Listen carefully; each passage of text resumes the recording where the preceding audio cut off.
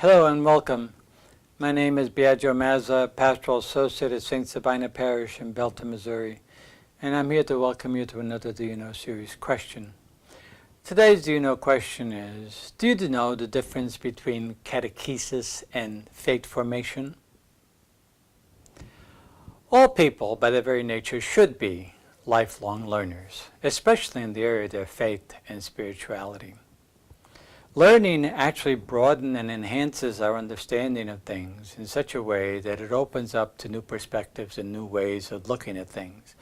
And in our faith tradition, that helps us to become more aware of our faith and helps us to appropriate ourselves our faith for ourselves. Theology, in our tradition, theology is faith-seeking understanding. So you strive, whenever you strive to understand your faith and to strive to know what your faith is all about, you're actually doing theology. So in that sense, we are all theologians, because as we strive to learn more about our faith and understand it better. Catechesis, by its very nature, comes from a Greek word called echo, to echo. In other words, to respond back to the teachings that we have been given. And it's essentially a learning of the teachings of our faith in such a way that we belong to the community and appropriate that teachings for ourselves. Catechesis should always be in dialogue with theology, because in so doing, church teaching and theology should be hand in hand. In other words, theology helps to particularize and concretize church teaching in the life experiences of people. And as a result, there should constantly be a dialogue between theology and catechesis for greater growth and understanding and development of catechesis. Since the Protestant Reformation, unfortunately, the Catholic understanding of catechesis became a very restrictive one, in the sense, and it took on a very defensive mode. And this defensive mode established the fact that somehow or other all the Protestant reformers were wrong, and Catholics were the only ones that had the truth, and there was only one way to understand and unpack that truth. And this led to, unfortunately, a series of instructions that became known as apologetics, which actually led to what I would call a stunting of the faith, because apologetic became extremely restrictive, essentially a defensive mode, where you were taught how to defend any teachings of the church from any attacks that were laid upon those teachings, especially from the Protestant reformers, who we were convinced were all in error and were all heretics and so on.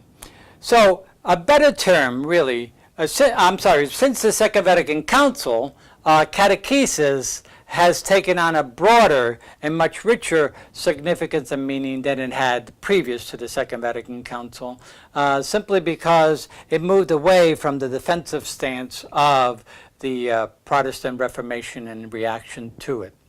A better term to actually use in understanding catechesis would be adult faith formation. Now, adult faith formation is more broad and more expansive, in which we, as adult faith learners, are engaged in the richness and the diversity of our traditions. Adult faith formation is training in the faith that is much more holistic, not just based on concepts, but also based on actions, ritual, interactions, the building of community, and so on.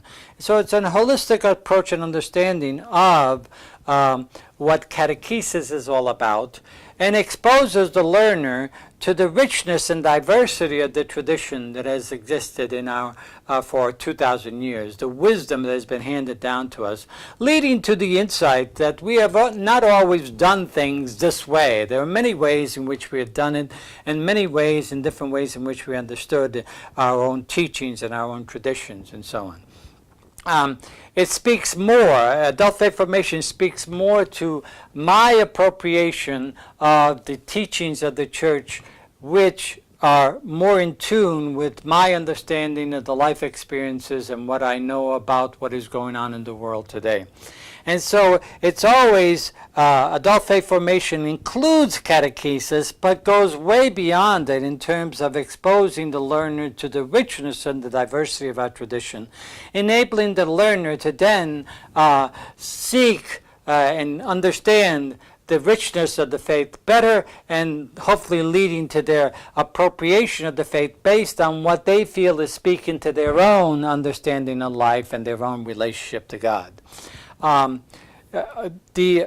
richness of this adult faith formation really then helps the learner to really broaden their perspective and make the choices that they feel is best for them in their relationship to God and their relationship to their Christian community. So ideally, catechesis and theology should always be in conversation and dialogue with one another, leading to an enrichment of the catechesis and a greater development and hopefully an advancement of the theological principles that will help the dialogue with the catechesis. So I hope this has helped to understand just a bit of the difference between catechesis and adult faith formation, as well as how two of them work together to enhance and enrich one another. And I hope you'll return again to more Do You Know series questions to broaden our understanding of our faith and our traditions. Thank you.